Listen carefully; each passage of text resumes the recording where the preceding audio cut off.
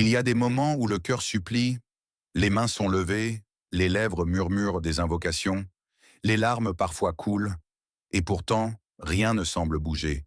Tu fais des doigts depuis des semaines, peut-être depuis des années, pour la guérison, pour la paix intérieure, pour une issue à cette situation qui t'épuise. Et une question silencieuse s'installe dans l'âme. Pourquoi Allah ne me répond-il pas? Le prophète Muhammad, paix et bénédiction sur lui, nous a pourtant assuré qu'Allah répond à l'invocation du serviteur qui l'invoque. Alors où est le blocage? Allah dit clairement, invoquez-moi, je vous répondrai. Mais il dit aussi, Allah ne change pas l'état d'un peuple tant qu'il ne change pas ce qui est en eux-mêmes. Et si le problème n'était pas l'absence de réponse, mais la présence d'erreurs invisibles, des erreurs si courantes qu'on ne les remarque plus, des comportements si répandus qu'on les normalise. Et pourtant, il ferme les portes de l'exaucement. Aujourd'hui, on va plonger au cœur de 5 erreurs spirituelles qui bloquent les doigts. Pas pour juger, pas pour culpabiliser, mais pour réveiller la conscience. Car parfois, Allah ne refuse pas. Il attend que ton cœur s'aligne. Erreur numéro 1. Faire des doigts avec un cœur distrait. Style psychologique et spirituel. La première erreur est silencieuse, mais dévastatrice. Faire des doigts sans présence du cœur. Les mots sortent, mais l'âme n'est pas là. La langue invoque, mais l'esprit est ailleurs. On demande à Allah tout en regardant le téléphone, en pensant à autre chose, en doutant intérieurement.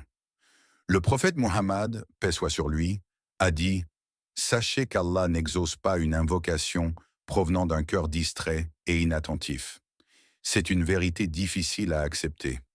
Beaucoup invoquent Allah comme on récite une formule. Mais la dua n'est pas une récitation mécanique.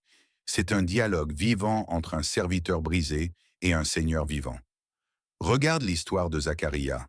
Lorsqu'il invoqua Allah pour un enfant, le Coran précise « Il invoqua son Seigneur d'une invocation discrète, dans l'intimité, avec un cœur entièrement tourné vers lui. » Allah dit ensuite qu'il entendit son appel.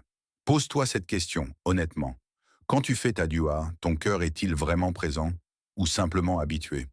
Allah dit « Ceux qui croient, dont les cœurs s'apaisent par le rappel d'Allah. » Ce n'est pas la bouche qui apaise, c'est le cœur connecté. La dua qui traverse les cieux n'est pas la plus longue, c'est la plus sincère. Erreur numéro 2, demander sans obéir, style direct, confrontant, lucide. Voici une erreur que beaucoup évitent de regarder en face. Demander à Allah ce que l'on refuse de lui offrir. On demande la baraka, mais on néglige la prière.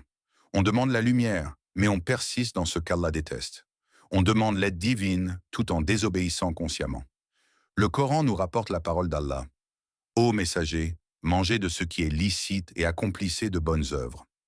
Le prophète, paix soit sur lui, a raconté l'histoire d'un homme en voyage, épuisé, levant les mains vers le ciel et disant « Ô Seigneur, ô Seigneur ». Mais sa nourriture était illicite, sa boisson illicite, ses vêtements illicites. Alors le prophète conclut « Comment serait-il exaucé ?» C'est une question qui fait trembler. La désobéissance persistante assombrit le cœur. Et un cœur assombri a du mal à recevoir la lumière de l'exaucement. Allah dit « Et quiconque craint Allah, il lui donnera une issue. » La clé n'est pas seulement la demande, c'est la soumission. Demande-toi. Y a-t-il un péché que je protège plus que ma relation avec Allah? Y a-t-il une obéissance que je retarde alors que j'attends une réponse immédiate? Et erreur numéro 3. Se décourager trop vite, style émotionnel, universel, très humain. Voici l'erreur la plus répandue, celle que presque tout le monde commet. Se décourager, faire des doigts pendant un moment, puis arrêter intérieurement. Ne plus y croire vraiment. Le prophète Muhammad, paix soit sur lui, a dit « L'invocation du serviteur est exaucée tant qu'il ne se précipite pas en disant « J'ai invoqué, mais je n'ai pas été exaucé ». Allah n'est jamais en retard, mais il teste la patience du cœur. Regarde Yacoub. Il a pleuré son fils pendant des années. Ses yeux sont devenus blancs de tristesse. Mais il n'a jamais cessé d'espérer en Allah. Il disait « Je ne me plains qu'à Allah de mon chagrin et de ma tristesse. » Et Allah a répondu « Au moment parfait. » Pose-toi cette question.